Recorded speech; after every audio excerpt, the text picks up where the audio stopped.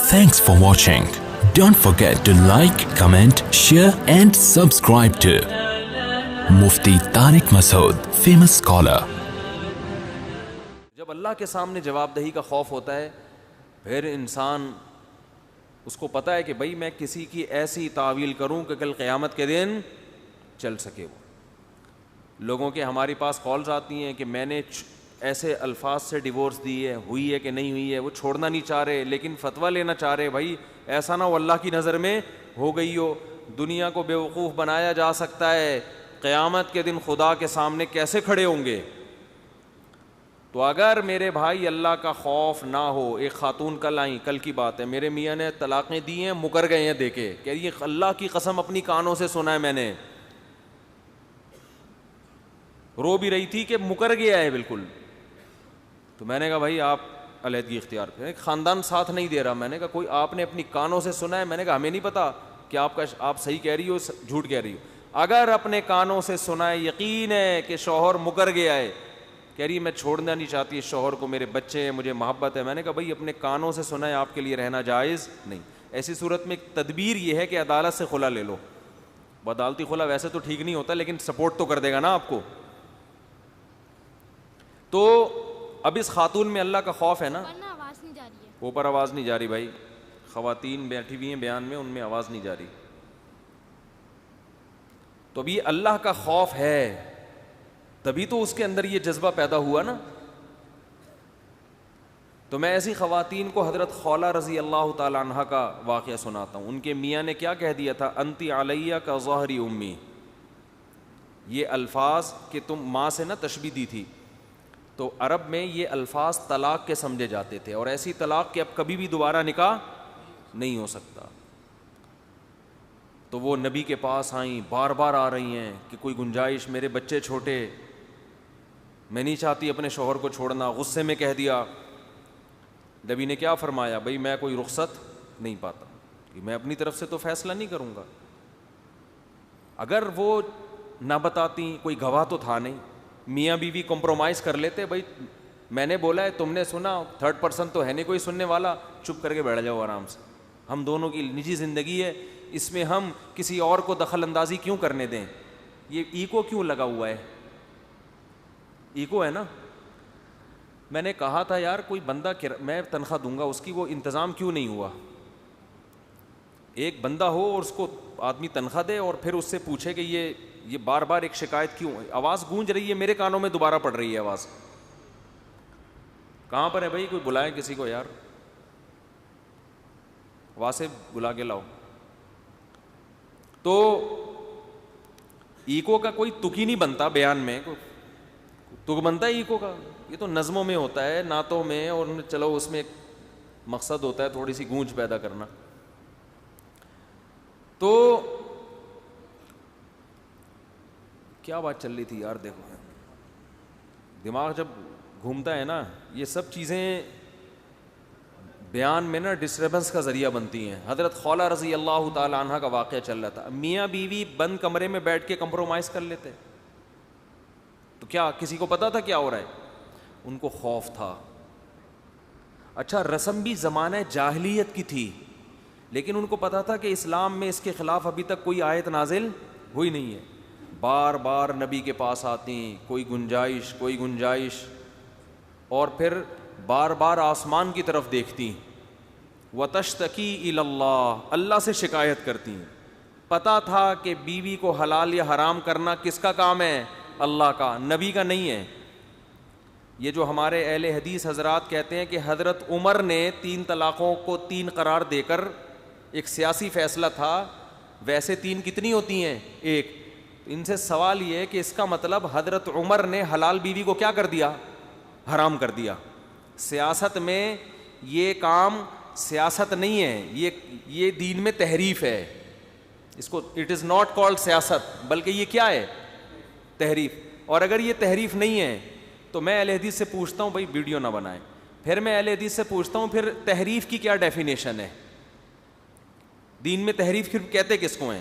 تو یا تو اہل حدیث حضرات صاف طور پہ کہا کریں کہ حضرت عمر نے اسلام کو تبدیل کیا طلاق کے معاملے میں, یہ گول باتیں نہ کیا کریں کہ سیاستاً مصلحتاً، او بھائی سیاست میں حلال بیوی کو حرام کر دیا، یہ کون سی سیاست ہے؟ تو یہ تو اسلام کو چینج کر دیا انہوں نے.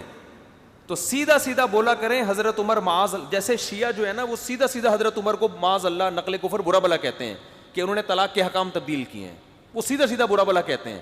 اور ہم ان کو اہل سنت سے فوراً خارج، کہ جو صحابہ کو نہیں مانتا اہل سنت سے کوئی تعلق نہیں ہے.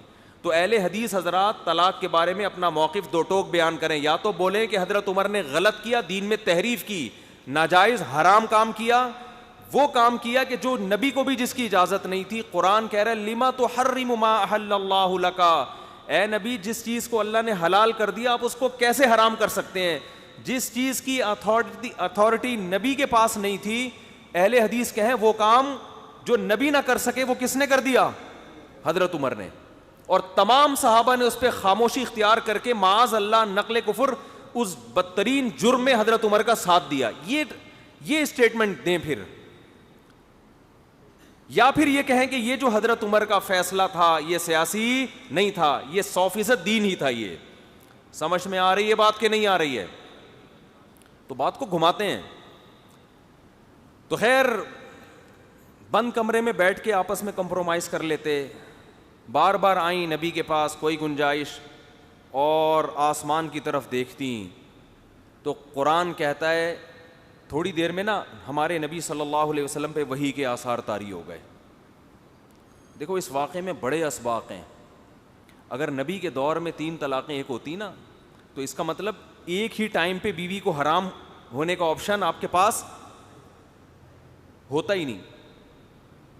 یہ ممکن ہی نہیں تھا کہ ایک ہی دفعہ میں آپ بیوی کو حرام کر دیتے، کیونکہ طلاق کی آیتیں تو نازل ہو چکی تھیں. اس کو طلاق بائن سمجھا جاتا تھا ان الفاظ کو. خیر ابھی میں ان دلائل میں نہیں جاتا، یہ ٹاپک طلاق ثلاث کا میں کئی دفعہ ریکارڈ میرا اس پہ 3 طلاقوں کے مسئلے پر جو میرا چینل ہے نا مفتی طارق مسعود اسپیچز، اس پہ تفسیر کے لیکچروں میں پوری ڈیٹیل سے دلائل سے حوالوں کے ساتھ کتابوں کے ساتھ وہ میں نے پورا لیکچر ریکارڈ کروائے ہیں. 4-5 ایپیسوڈ ہیں، وہ آپ دیکھ سکتے ہیں سرچ کر کے اس میں. تو قرآن میں آیتیں نازل ہوئیں قد سمع اللہ قول التی تجادلک فی زوجہا وتشتکی الی اللہ، تحقیق سن لی اللہ نے اس عورت کی بات جو اے نبی آپ سے اپنے شوہر کے بارے میں جھگڑا کر رہی تھی. یہ جو ہے نا بار بار آنا لجاجت کرنا، اس کو قرآن نے تعبیر کیا ہے جھگڑے سے. جو جھگڑا کر رہی تھی وتشتکی الی اللہ، اور شکایت کس سے کر رہی ہیں؟ اللہ سے. علماء نے لکھا ہے کہ ان خاتون کو جو یہ اعزاز ملا نا کہ آسمان کی آیتیں وہی بن کے نازل ہو گئیں نبی پر، آپ صلی اللہ علیہ وسلم پہ وہی کے آثار، شدید سردی میں پسینہ اور کپکپاہٹ اور جسم بوجھل ہو جانا، یہ علامتیں صحابہ دیکھ لیا کرتے تھے. کتنا اللہ نے پروٹوکول دیا، آسمان سے آیتیں نازل کی. واللہ یسمع تحاورکما، اور اللہ تمہاری آپس کی باتوں کو سنتا ہے. نبی اور ان صحابیہ کی جو آپس میں بات چیت ہو رہی ہے کون سن رہا ہے؟ اللہ. پھر اللہ نے آیتیں نازل کی کہ جو اپنی زوجہ کو اس طرح سے اپنی ماں کے کسی جز کے ساتھ تشبیہ دیتے ہیں تو اس سے ان کی بیویاں ان کی مائیں نہیں بن جاتی. مائیں وہی ہیں جنہوں نے تم کو جنا ہے. لیکن یہ جملہ غلط ہے، برا جملہ ہے. اس برے جملے کی وجہ سے شوہر پہ کفارہ لازم ہوگا، بیوی حرام بولو نہیں ہوگی. سمجھتے ہو بات کو؟ ہمیشہ کے لیے حرام نہیں ہوگی، جب تک کفارہ ادا نہیں کرتا اس وقت تک حرام رہے گی. یہاں بھی اہل حدیث حضرات پتہ کیا کرتے ہیں کہ زہار، اس کو زہار کہتے ہیں. دیکھو ناجائز لفظ تھا اس لیے اللہ نے اس کو کالعدم قرار دیا کہ اس سے بیوی حرام نہیں ہوگی. تو 3 طلاقیں بھی ناجائز ہیں، لہذا اس سے بھی حرام نہیں ہوگی. اگر زہار ناجائز لفظ کالعدم ہے تو کفارے تک بھی بیوی حرام نہیں ہونی چاہیے تھے، پھر بالکل کالعدم ہونا چاہیے تھا اس کو. تو قرآن نے کیا کہا کہ جو یہ لفظ استعمال کریں گے وہ زوجہ کے قریب اس وقت تک نہیں جا سکتے جب تک کہ یہ کفارہ ادا نہ کر دیں. اور کفارہ کیا ہے؟ ایک غلام کا آزاد کرنا. وہ نہ ہو تو لگاتار 60 روزے رکھنا. وہ نہ کر سکتا ہو بوڑھا آدمی ہو تو 60 غریبوں کو کھانا کھلانا. سمجھتے ہو بات کو؟ تو اس کفارے سے پہلے بیوی کیا ہوگی؟ حرام. تو یہ 1 منٹ کے لیے، 10 منٹ کے لیے، 10 دنوں کے لیے، 2 مہینے کے لیے بیوی جو حرام ہو رہی ہے یہ اس ناجائز جملے سے ہی ہو رہی ہے. تو اس کا شرعی حکم کیا ہو رہا ہے؟ مرتب ہو رہا ہے. تو ناجائز جملے بالکل کالعدم نہیں ہوتے. اچھا خیر, تو قرآن نے کیا کہا, واللہ یسمع تحاور. دیکھو اب یہ اتنی فضیلت ان خاتون کی کہ آسمان سے آیتیں نازل ہو رہی ہیں اور پھر ان کے شوہر کو حکم دیا جا رہا ہے کفارہ ادا کرو, اس سے بیوی حرام نہیں ہوتی. تو اسلام نے اس قانون کو چینج کیا کہ یہ جو زہار کا لفظ ہے یہ طلاق کے الفاظ نہیں ہیں, یہ برے الفاظ ہیں. بیوی کو ماں سے تشبیہ دینا, تو اس برے پر آپ کو کفارہ ادا کرنا پڑے گا. یہ طلاق کے الفاظ نہیں ہے. طلاق کے جو طریقہ ہے وہ اللہ نے بیان کر دیا کہ وہ والے الفاظ طلاق کے ہیں. طلاق کنایہ سے ہوتی ہے کبھی, اور کنائی طلاق بھی حدیث سے ثابت ہے. جیسے آپ بیوی کو کہہ دیں کہ تمہارا میرے سے تعلق ختم, طلاق کی نیت سے کہہ دیں. کنایا وہ ہوتا ہے جس میں الفاظ طلاق کے نہیں ہوتے لیکن اس میں مطلب طلاق کا بھی نکلتا ہے اور طلاق کے علاوہ کا بھی نکلتا ہے. تو ایسے الفاظ سے اگر نیت کر لی جائے نا تو طلاق ہو جاتی ہے. جیسے فارغ کا لفظ ہے, کوئی کہتے ہیں آج سے تم مجھ سے فارغ, تو فارغ کا کیا مطلب ہے بھائی, تیرا کیا مطلب فارغ؟ تو اگر وہ نیت ہوگی طلاق کی تو طلاق ہو جائے گی. بعض دفعہ نیت نہیں ہوتی, قرائن سے پتہ چل رہا ہوتا ہے کہ اس کمبخت کی طلاق ہی کی نیت تھی, اب یہ ڈرامے بازی کر رہا ہے. بیوی کہہ رہی ہے مجھے فارغ کر دو, چھوڑ دو, بس اب میرا تمہارے سے کوئی تعلق نہیں, طلاق دے دو. کہتے ٹھیک ہے تم فارغ ہو. اب یہ پکڑا جائے گا اس کلام پہ. اب یہ کہے گا کہ میری نیت طلاق کی نہیں تھی. بھائی بات طلاق کی چل رہی تھی تو اب آپ کی نیت طلاق ہی کی سمجھی جائے گی. تو یہ خود سے فیصلے نہ کرنا شروع کر دیں. یہ جب کوئی اللہ نہ کرے ایسا ہو جائے تو مفتیوں سے پوچھیں, اور اس میں وہمی بھی نہ بنے. طلاق کے مسائل جب بھی یوٹیوب پہ جاتے ہیں وہمیوں کے فون آنا, میں نے تو اس دن فارغ کل بول دیا تھا, میں نے تو اس دن آزاد بول دیا تھا, میں نے تو اس دن بول دیا تھا ٹھیک ہے بیگم تم میکے چلی جاؤ, تو چلی جاؤ سے بھی تو ہو جاتی ہے جی. پاگلوں والے پر نا پاگل ہو جاتے ہیں بالکل. ایسا نہیں ہے, میاں بیوی کا رشتہ ہے بھائی, جب تک آپ چھوڑو گے نہیں وہ نہیں چھوٹے گی, سمجھ رہے ہو. تو وہمی بننے کی ضرورت نہیں ہے. طلاق دینے سے ہوتی ہے, بلا وجہ بیٹھے بیٹھے نہیں ہو جاتی. اور بعض لوگ مسلط کر لیتے ہیں اپنے اوپر. یہ میرا ٹاپک نہیں ہے اس لیے میں اسپیڈ سے ذرا بیان کر رہا ہوں, آج کا ٹاپک نہیں ہے یہ, کہ وہ ان کو وہم ہو رہا ہے طلاق نہ زبان سے نکل جائے ہمارے نا. میرا تو وہمی نمبر پتہ نہیں 34 چل رہا ہے 35 چل رہا ہے, تو لکھ لیتا ہوں میں. ایک دفعہ سمجھا دیا بھائی نہیں ہوئی, پھر حضرت مجھے وہ وہم ہوا تھا, پھر مجھے خیال آیا, پھر مجھے یوں آیا, تو میں نے کہا تو مجھے پاگل بنائے گا اور کچھ بھی نہیں ہے. تھوڑے دنوں میں میرا اپنا نام وہمی نمبر 36 کے نام سے میں نے سیو کیا ہوا ہوگا. وہمیوں کو زیادہ سننے سے آدمی خود پاگل ہو جاتا ہے, یہ ذہن میں رکھو, حقیقت بتا رہا ہوں. دیکھو جس طبقے میں بیٹھو گے نا ویسے ہی بنو گے. صحابہ صحابی کیوں بنے بولو نا, نبی کے ساتھ بیٹھے ہیں بھائی, تو ان جیسا قیامت تک کوئی پیدا نہیں ہو سکتا. پیغمبر کے ساتھ بیٹھے ہیں. باتیں تو ہم بھی پیغمبروں کی سنتے ہیں, آپ بھی سنتے ہیں, کتابیں بھی ہم پڑھتے ہیں جن میں حدیثیں ہیں, لیکن ہمیں پیغمبر کی صحبت نہیں ملی. تو ہمارا مینٹل لیول اور ہمارا تقوی اور اللہ سے تعلق اور جو ان کی سوچ تھی, جو ان کا ویژن تھا, ہمارا صحابہ جیسا ہو نہیں سکتے. اسلام میں صحبت کی بڑی ویلیو ہے کہ آپ کا تعلق کس سے ہے. حدیث میں آتا ہے المرء علی دین خلیلہ, انسان اپنے دوست کے دین پر ہوتا ہے. آپ کی دوستی, آپ کا اٹھنا بیٹھنا کن لوگوں کے ساتھ ہے. آپ اگر بچوں کے ساتھ زیادہ بیٹھو گے بچکانہ حرکتیں شروع کر دو گے تھوڑے دنوں میں, حقیقت ہے یہ. جو سارا دن بچوں کو پڑھاتے ہیں نا بیٹھ کے, یا تو وہ پاگل ہو جاتے ہیں یا وہ بھی بچے جیسے ہو جاتے ہیں. تو جو بچوں کو سارا دن پڑھا رہے ہیں ان کو چاہیے کہ وہ اپنی مجلسیں بڑوں کے ساتھ بھی رکھا کریں تاکہ پھر لیول ہو جائے. ورنہ جو بچوں کے اسکول میں بڑے بڑے ٹیچر پڑھا رہے ہوتے ہیں یا جو قاری ہر وقت بچوں کو پڑھاتے رہتے ہیں, تو اگر وہ اپنی محفلوں میں یعنی اپنی گیدرنگ بڑوں میں بھی رکھیں پھر تو ٹھیک ہے. اگر بڑوں میں نہیں رکھتے تو حقیقت ہے کہ وہ تھوڑی سی سیٹنگ اسکول ٹیچروں کی بھی آؤٹ ہوتی ہے. وہ بچوں کا تو بچہ ہے, بچہ کبھی کیا کر رہا ہوگا, کبھی کیا کر رہا ہوگا, کہ وہ سارا دن اس کو ڈانٹ کے نا سیدھا کر کے آدمی خود ٹیڑھا ہو جاتا ہے. تو جو لڑکیوں میں زیادہ بیٹھتے ہیں عورتوں میں, بعض یونیورسٹیوں میں کیا ہے کہ آپ کی کلاس میں گرلز زیادہ ہیں, آپ مرد 2-4 ہی ہیں, تھوڑے دنوں میں ان میں بھی ہائے اللہ ہوئی اللہ ہو جاتا ہے. حقیقت بتا رہا ہوں میں. جو بچہ بچیوں میں کھیلتا ہے, ٹاپک نہیں ہے, بات آ گئی ہے تو پارسل کروں جلدی سے. لڑکیوں میں جو بچہ زیادہ کھیلتا ہے اس میں ہائے اللہ ہوئی اللہ آتا ہے لازمی. حقیقت بتا رہا ہوں آپ کو میں. حضرت حکیم الامہ مولانا اشرف علی تھانوی رحمہ اللہ نے نا بہشتی زیور میں بچوں کو, آپ کسی ماہر نفسیات کو دیکھ لو, ان کی مینٹل لیول تک نہیں پہنچا ہوگا جو حضرت حکیم الامہ نے بچوں کی تربیت کا طریقہ لکھا ہے بہشتی زیور میں. ماؤں کو بھی سکھایا, باپوں کو بھی سکھایا. ان میں ایک بات یہ بھی لکھی ہے کہ لڑکوں کو لڑکیوں میں کھیلنے مت دو, اس سے شہوت بھی بڑھے گی اس کی وقت سے پہلے. وقت سے پہلے بالغ ہونے کا بھی خطرہ ہے, اس کی مینٹل لیول بھی گھٹیا ہونے کا بھی خطرہ ہے, یا تو بگڑے گا یا اس میں زنانہ پن پیدا ہوگا.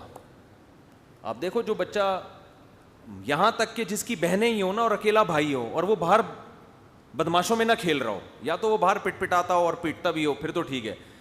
6 بہنیں, اکلوتا بھائی ہے اور وہ انہی میں رہا ہے, باہر لڑکوں میں نہیں گیا, اس میں بھی ہائے اللہ ہوئی اللہ پیدا ہوتا ہے. حقیقت بتا رہا ہوں میں یہ. تو پہلے بہت ان چیزوں کا خیال کیا جاتا تھا کہ لڑکا ہے بھائی اس کو لڑکوں میں کھلاؤ بولو, اور اس کو لڑکوں والے کھیل کھلاؤ. لڑکا اگر آپا کھیل رہا ہے اس کو منع کرو, جا کے فٹ بال کھیل بھائی, مارم پیٹی کھیل, پٹو کھیل, سجھا ایک دوسرے کی کمر کو نہ گیند سے, گھنٹیاں بجا بجا کے, یعنی نہیں بھاگ. تو وہ یہ بہت اہم مسئلہ ہے, کیونکہ یاد رکھو جب بچپن میں اگر جو چیزیں صحیح نہیں ہوتی نا سیٹنگ, وہ پھر رہتی ہیں, وہ بڑی مسائل ہو جاتے ہیں زندگی میں. پھر کامیاب پھر ایسے لڑکے ڈپریشن میں جلدی جاتے ہیں. مرد کو تو باہر 10 قسم کے مسائل کا سامنا کرنا پڑتا ہے, ذرا سا کچھ. میں نے تو ایسے بھی دیکھے, کسی کی موت دیکھی تو پاگل ہو گئے.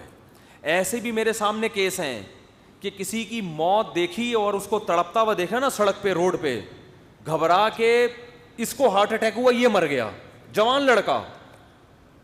تو آدمی کو بہت مسائل ہیں اس کے ساتھ, آدمی کو پھر آدمیوں کی طرف رہنا پڑتا ہے. تو صحبت کے بڑا گہرا اثر پڑتا ہے. تو میں یہ عرض کر رہا تھا کہ صحابی کیوں بنے, نبی صلی اللہ علیہ وسلم کی انہوں نے صحبت اٹھائی ہے. تو یہ بات کہاں سے آئی تھی؟ اسپیڈ جب بھی میری تیز ہوتی ہے نا بیان میں تو سمجھ لو کہ یہ اصل ٹاپک نہیں ہے, میں جلدی سے سمیٹ کر اصل کی طرف آ رہا ہوں. تو ذرا تکڑ کر کے بھاگ رہا ہوں میں. کیا تھا یہ؟ ہاں میں یہ بتا رہا تھا حضرت خولہ رضی اللہ تعالی عنہ پر وحی نازل ہوئی. تو یہ صحبت کی بات کہاں سے آئی؟ ہاں وہمیوں سے بات آئی تھی کہ اب طلاق کے مسائل سن کر آپ پاگل نہ ہو جائیں کہ بیٹھے ہوئے ہیں بیگم تم, جیسے لوگ کہہ دیتے ہیں بیٹھے بیٹھے بیگم کو کہ بھائی تم تو آزاد ہو. ظاہر ہے بیگم آج کل آزادی ہوتی ہے, بھائی تم تو کیا ہو, آزاد ہو, تم اپنے کاموں میں آزاد ہو, میں آزاد ہوں, ہم دونوں غلام تھوڑی ایک دوسرے کے. اس طرح کی لوگ گھروں میں بات کر رہے ہوتے ہیں. پھر بھی احتیاط یہ کہ نہ کریں, یہ فارغ لفظ آزاد کا استعمال نہ کریں, احتیاط اسی میں ہے, لیکن اس میں وہمی نہ ہو جائیں. اور اس میں یہ بھی ہے, میں جو اصل بات کہہ رہا تھا کہ لفظ طلاق کا بھی وہم ہو جاتا ہے بعض لوگوں کو کہ میرے منہ سے نکل نہ جائے کہیں, یہ وہم ہو جاتا ہے. وہ نہ اپنی زبان کو بند کر کے بیٹھتی ہیں کر کے نا کہ منہ سے کہیں نکل نہ جائے. بھائی منہ سے جب تک نکالو گے نہیں نکلے گی نہیں.